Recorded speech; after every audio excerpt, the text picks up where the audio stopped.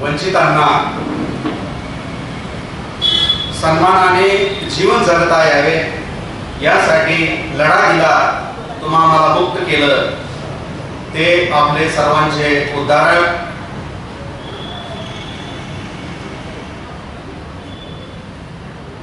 युगनायक यांना मी प्रथमतः अभिवादन करतो आणि या साताऱ्याच्या क्रांतीभूमीमध्ये युगनायकांच्या कार्यकर्तृत्वानं कार्यशील झालेल्या या साताऱ्याच्या भूमीमध्ये आज हे पहिले युगनायकांचे विचार साहित्य संमेलन ज्या कार्यकर्त्यांनी मागील महिनाभरापासून पायाला भिंगरी बांधून लोकांना जोडण्याचं काम केलं आणि आज हे पहिलं विचार साहित्य संमेलन या ठिकाणी संपन्न होत आहे। त्यामध्ये साताऱ्यातील सर्वच परिवर्तनवादी संघटनेतील ज्येष्ठ कार्यकर्ते माननीय चंद्रकांत खंडाई साहेब, पत्रकार जावळे सर, आंबेडकरी विचाराचा बुलंद आवाज म्हणून ज्यांच्याकडे आम्ही पाहतो ते विद्यार्थी दिनाचे प्रवर्तक आणि या साहित्य संमेलनाचे स्वागत अध्यक्ष अरुण कुमार जावळे सर, त्याचबरोबर समाजातील अंधश्रद्धा या विषयावर संशोधन करून साताऱ्यामध्ये आंबेडकरी चळवळीचा आवाज बुलंद करणारे या साहित्य संमेलनाचे अध्यक्ष प्राध्यापक डॉक्टर विलास खंडाई साहेब, त्याचबरोबर या साताऱ्याचे अध्यक्ष शिवाजी विद्यापीठातील तरुण संशोधक आमचे मित्र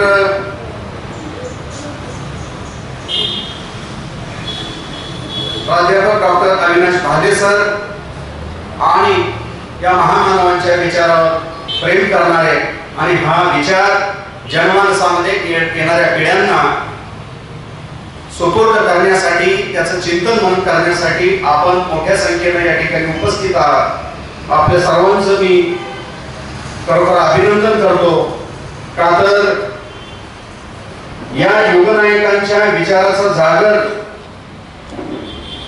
चिंतन मनन होऊन येणाऱ्या काळासाठी भारतासह संबंध जगासाठी हा जो मानवी कल्याणाचा जो विचार आहे तो नवीन पद्धतीनं कशा पद्धतीनं मांडता येईल आणि त्यांच्या स्वप्नातील जो शोषण विरहित समतानिष्ठ समाज आहे तो कसा निर्माण करता येईल यासाठीच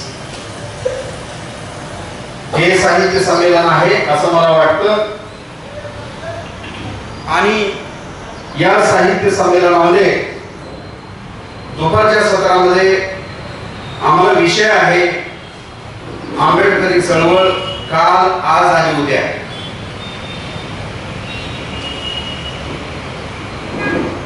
या संमेलनाचे उद्घाटन आपल्या साताऱ्यातील एक प्रखर फुलेशाह आंबेडकरी विचाराचा साहित्यिक म्हणून ज्यांच्याकडे आम्ही पाहतो की शरद गायकवाड सरांनी या विषयाचं महत्त्व अधोरेखित केलेलं आहे।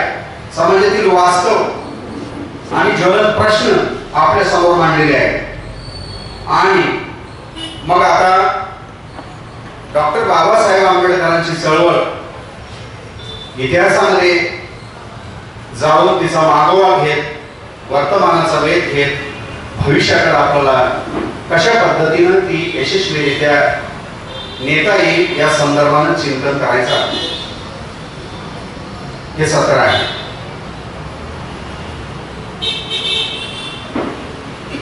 आपण जर बघितलं तर आदिम काळापासून अगदी माणूस रानटी अवस्थेमध्ये होता आणि त्यानंतर ज्यावेळेस तो नद्यांच्या किनाऱ्यावर स्थिरावला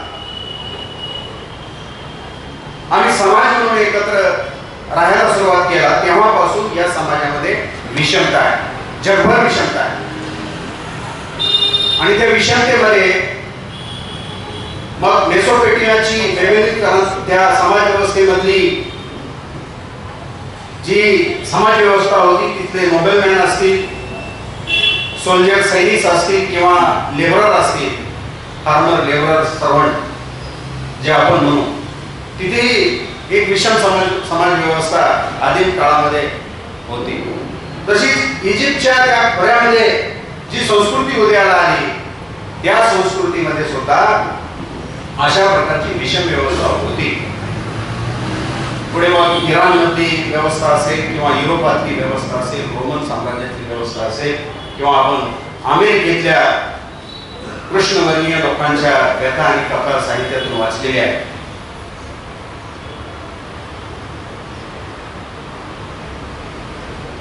तर या सर्व समाजामध्ये विषमता ही होती आणि निसर्गतः या भूतलावर जे सजीव आहेत त्या सजीवामध्ये एक प्रकारची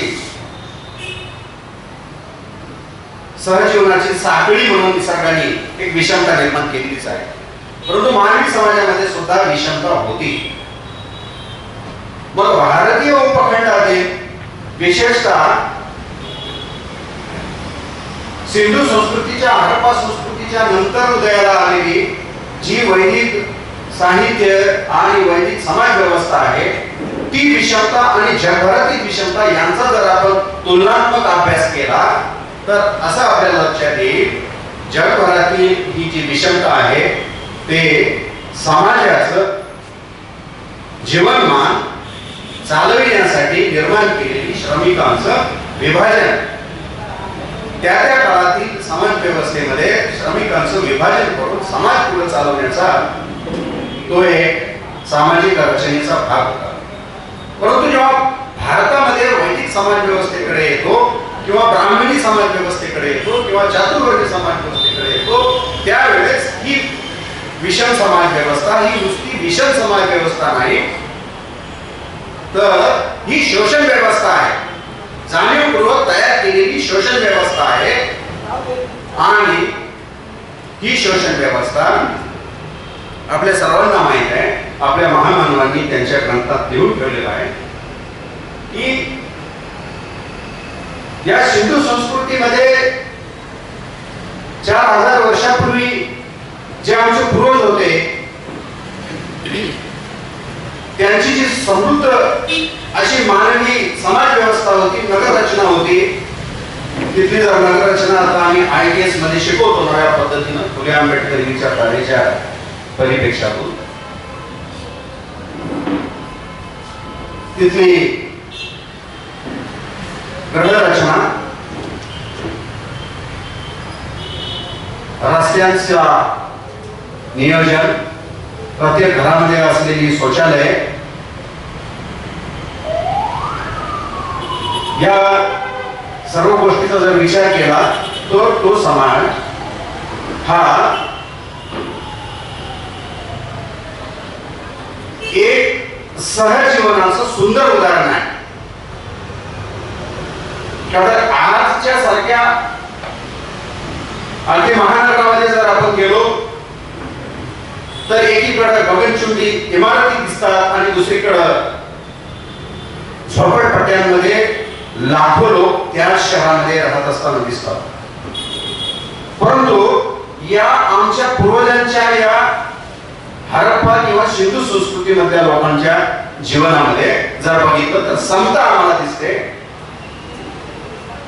त्या ऐतिहासिक उत्खननामधून जर आपण चिकित्सा पद्धतीने बघितलं तर आमचे पूर्वज या देशाचे जे मूळ निवासी होते हे मूळ निवासी समतामूलक विचाराचे आणि सहजीवनाने राहणारे होते. परंतु या देशातल्या समृद्ध भूमीकडे जिथे 4 प्रकारचे सुंदर असे ऋतू आहेत, 15-20 नद्यांचं जाळं आहे, तिन्ही बाजूनं समुद्र आहे, पृथ्वीवरील सर्व फळं फुलं पिकं ज्या भूमीमध्ये पिकतात, 15 प्रकारच्या मातीचे प्रकार या ठिकाणी आहेत. अशा या समृद्ध भूमीकडं आधी काळापासून प्रचंड मोठ्या प्रमाणात भटक्या टोळ्यांचा वावर किंवा भटक्या टोळ्या, या निराश्रितांच्या टोळ्या आल्या आणि या टोळ्यांच्या संघर्षामधून या देशामध्ये वैदिकांची जी वर्ण व्यवस्था ही सिंधू संस्कृतीनंतर उदयाला आली आणि ती जी शोषण व्यवस्था किंवा जी विषम व्यवस्था आहे ती विषम व्यवस्था या देशातील आपल्या मूळ निवासी बहुजनांना गेल्या 4000 वर्षापासून या ठिकाणी शोषण सुरू आहे आणि मग या शोषणाला किंवा वर्ण विद्वेषी वर्ण वर्चस्ववादी व्यवस्थेच्या विरोधात बंड करण्यासाठी किंवा ही विषमता काढून टाकण्यासाठी अगदी 4व्या बुद्धांच्या काळापासून या भूमीमध्ये समतेचा विचार हा रुजवण्याचा प्रयत्न झाला. संतांच्या चळवळीमधून पुढच्या काळामध्ये तो गतिमान करण्याचा प्रयत्न झाला आणि विशेषतः ब्रिटिश राजवटीच्या काळामध्ये महात्मा ज्योतिराव फुले आणि डॉक्टर बाबासाहेब आंबेडकरांच्या रूपाने ही एक pan Indian human liberation movement, अखिल भारतीय मानव मुक्तीची चळवळ उदयाला आली. हा जो इतिहास मी यासाठी सांगितला की इथं बसलेले स्टेजवरील आपण सर्व आणि स्टेजच्या समोरील आपण सर्व नव्हे तर या देशातले 85% लोक आपण भूमिपुत्र आहे, मूळ निवासी आहे. परंतु या मूळ निवासी भूमिपुत्रांची जी अवस्था आजच्या पहिल्या सत्रामध्ये किंवा मॅडमनी जे आपण सांगितलं की हा या शोषण व्यवस्थेचा आज सुद्धा शिकार आहे आणि ही शोषण व्यवस्था किती गंभीर आहे याचे सोशल मीडियामध्ये किंवा आपल्या वृत्तपत्रांमध्ये टीव्हीवरती बातम्या येतात. दुसऱ्या मिशा वाढवल्या खंडाईत साहेब म्हणून मिशा वाढवल्या आणि सोशल मीडियावरती रील करून एक पोस्ट केली म्हणून राजस्थान हरियाणा मधला एक राजपूत 700 किलोमीटरचा प्रवास करून एका अनोळखी व्यक्तीला मारण्यासाठी गुजरात मध्ये येतो. ओळख नाही, पळत नाही, फक्त सोशल मीडियावर एक देखणा आमचा सुंदर करून त्याला बहादार विषय आणि त्याचं एक रील काय म्हणून अभिव्यक्तीचा प्रकार आहे आणि त्यासाठी हरियाणामधून एक राजपूत गुजरात मध्ये येतो आणि त्याचा खून करतो. जगण्याचे प्रश्न मला वाटते कोरोना मॅडमनी सांगितलं की उलटीतले शेंगदाणे वेचून खाण्याची अवस्था.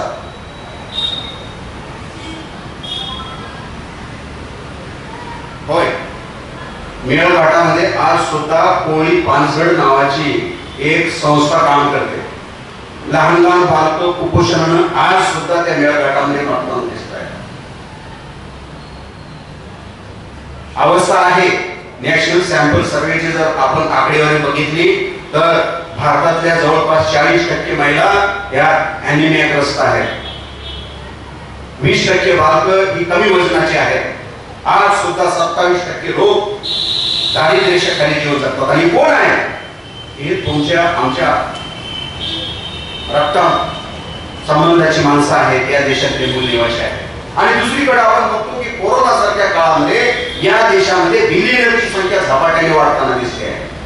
सरकारी संपत्ती आणि स्वातंत्र्यानंतरच्या समाजवादी अर्थव्यवस्थेतून जी सार्वजनिक मालमत्ता तयार झालेली होती, जी संपत्ती तयार झालेली होती, ज्याची फळं तुम्ही आम्ही चाखत होतो, ती संपत्ती मुठभर खनिकांच्या खशात घालण्याचा इथे कार्यक्रम सुरू आहे. आणि अशा व्यवस्थेमध्ये फुले आंबेडकरी चळवळ किंवा आंबेडकरी चळवळ काल आज आणि उद्या या विषयावर चिंतन करीत असताना मला अनेक प्रश्न भेडसावतात. मी एक लेबर अड्ड्यावरून आलेला एक विद्यार्थी आहे. 37 वर्ष माझ्या वडिलांनी सालगडी म्हणून एका शेतकऱ्याच्या कुटुंबामध्ये रानामध्ये दिवस घातलेले आहेत. आणि अशा वेळी आज सुद्धा माझा कामगार, हातावर पोट असलेला कामगार शेतकरी आणि महिला विद्यार्थी यांच्या जगण्या मरण्याचे प्रश्न काय आहेत याच्यावर पंचायत साहेब आपण विचार केला पाहिजे, कृती कार्यक्रम घेतला पाहिजे. जोपर्यंत आम्ही फुले आंबेडकरी विचारांचा मानवी कल्याणकारी विचार त्याचे लाभार्थी जोपर्यंत आम्ही घडवत नाही समाजामध्ये, तुम्ही म्हणाल आमच्याकडे सत्ता तरी कुठं आली, पण आम्हाला या नात्या माध्यमातून लाभार्थी घटक निर्माण करावे लागणार आहे. आज आमच्या असंघटित क्षेत्रातल्या लोकांची काय अवस्था आहे याच्याकडे आपण चिंतन केलं पाहिजे. मला वाटते पहिल्या सत्रामध्ये हा विषय झाला.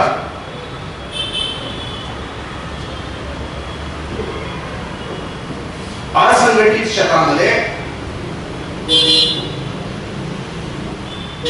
जे लेबर ऍक्ट होता, कमीत कमी 100 कर्मचारी एखाद्या आस्थापनेमध्ये कार्यरत असतील तर ती संस्था किंवा तो उद्योग हा लेबर ऍक्ट नुसार तिथल्या कर्मचाऱ्यांचे जे काही वेतनाचे सेवा शर्तीचे हक्क अधिकार आहेत ते हक्क अधिकार सरकारी नियंत्रणाखाली होते किंवा लेबर कमिशनरच्या नियंत्रणाखाली होते.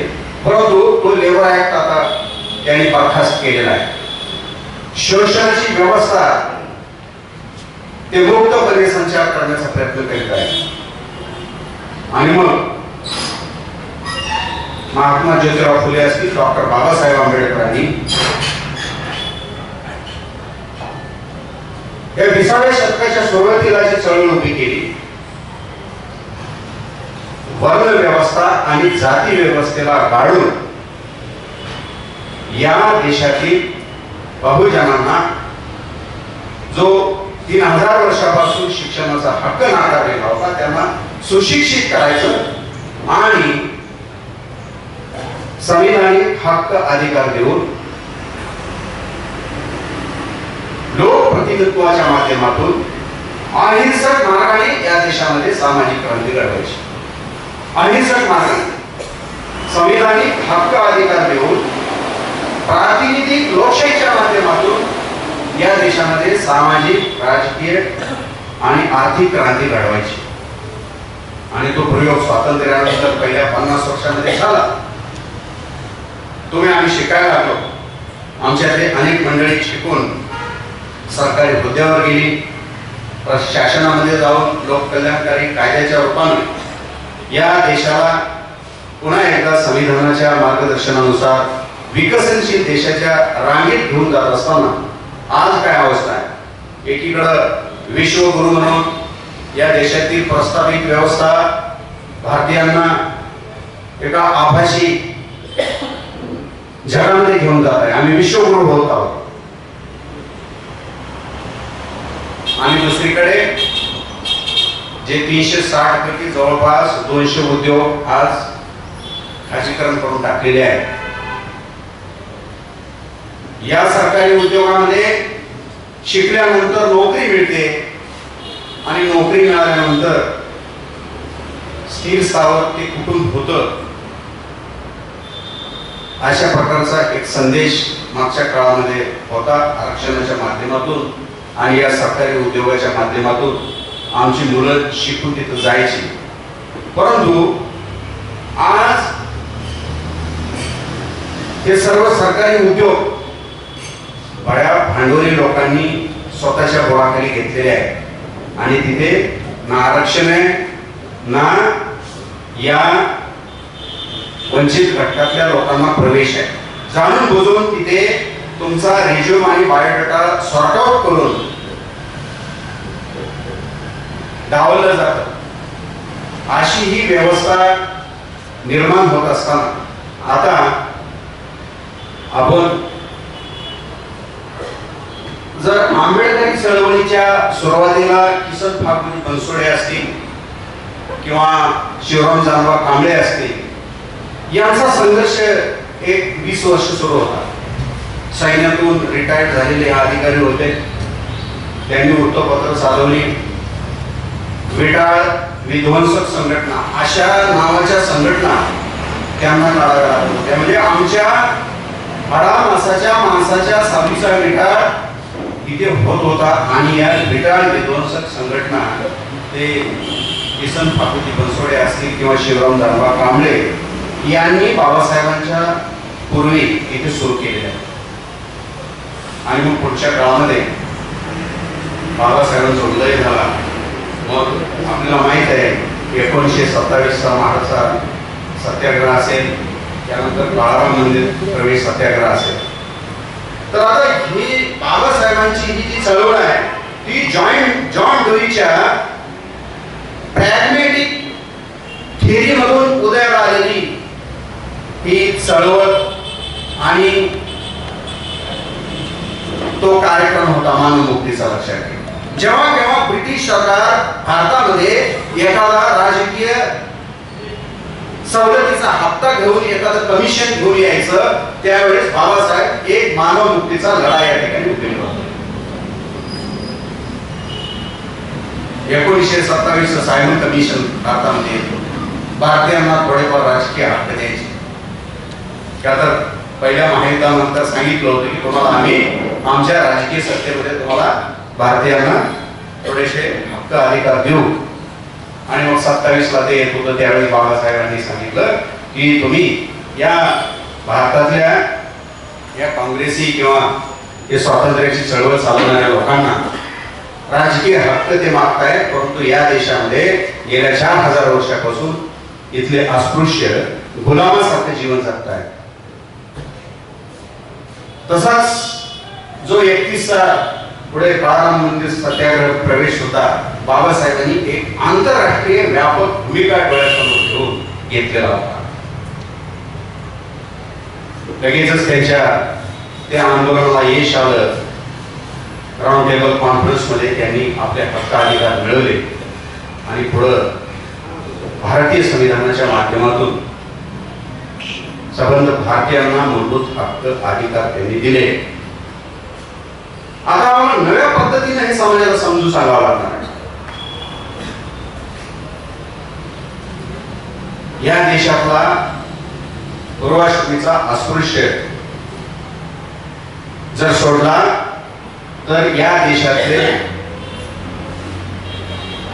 संविधानाचे किंवा फुले आंबेडकरी विचारधारेचे जेवढे लाभार्थी आहेत ते सर्व हे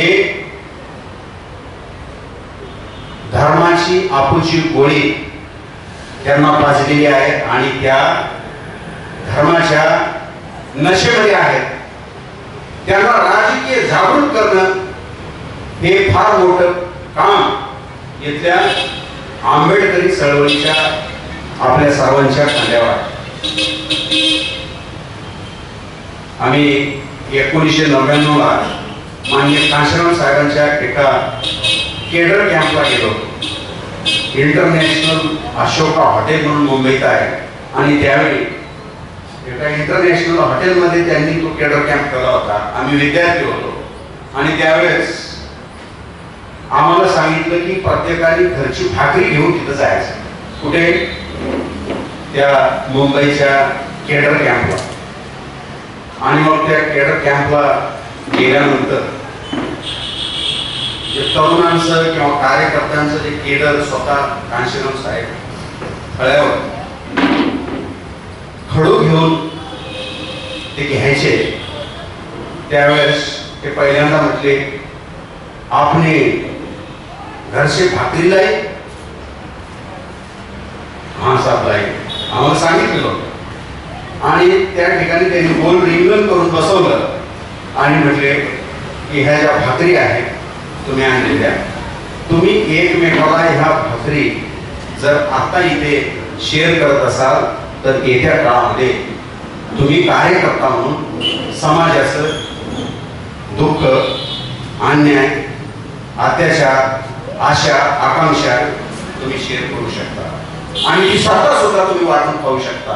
आणि त्यामुळं हे माझे मी प्रयोग इथून महाराष्ट्रातून गेल्यानंतर उत्तर भारतात केले आणि म्हणून बाबासाहेबांची चळवळ आम्हाला यशस्वी करता आली.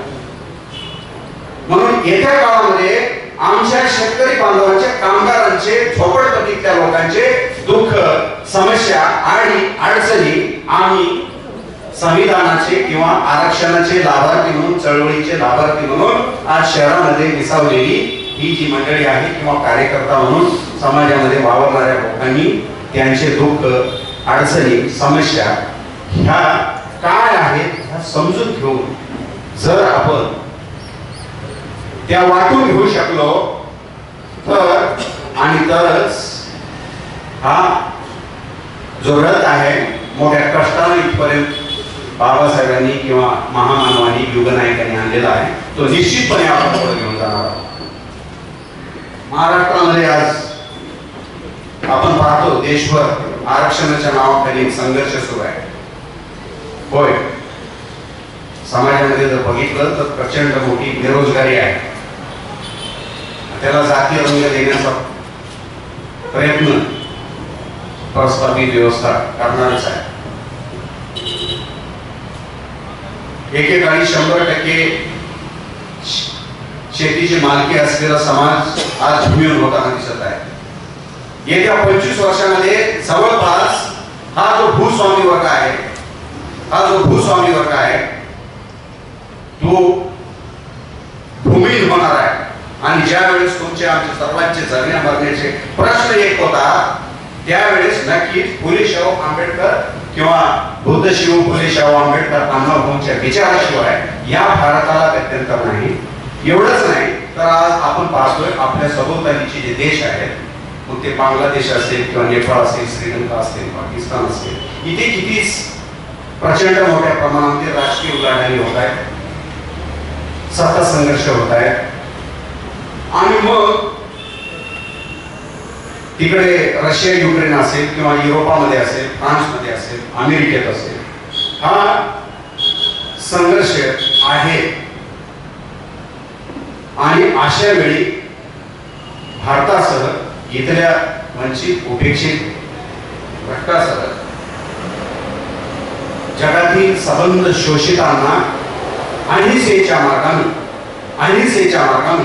शिका, संघटित व्हा आणि संघर्ष करा हा जो मूलमंत्र आहे किंवा लेजिस्लेटिव्ह रिप्रेझेंटेशन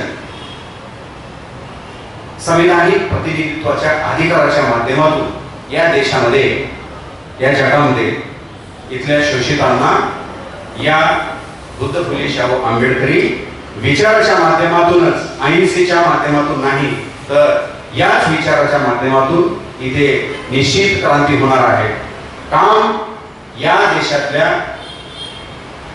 मूलनिवासी, विशेषतः फुले आंबेडकरी विचारधारेच्या अभ्यासकांनी, कार्यकर्त्यांनी हा विचाराचा निखारा तेवढ ठेवणं आणि आपल्या समदुखी बांधवांच्या पर्यंत त्यांचं जे काही जगण्याचं, मरणाचं जे काही जीवन आहे ते समजून घेणं आणि समाधित राहणं एवढंच आजच्या या संक्रमणाच्या काळामध्ये आपल्याकडे आहे. आणि ते अशा या साहित्य संमेलनाच्या माध्यमातून आपल्या कार्यक्रमात झालं पाहिजे. आणि विशेषतः तरुणाईला सरांनी एआयचा मुद्दा घेतला. मागच्या महिन्यामध्ये मी JNU मध्ये होतो. त्या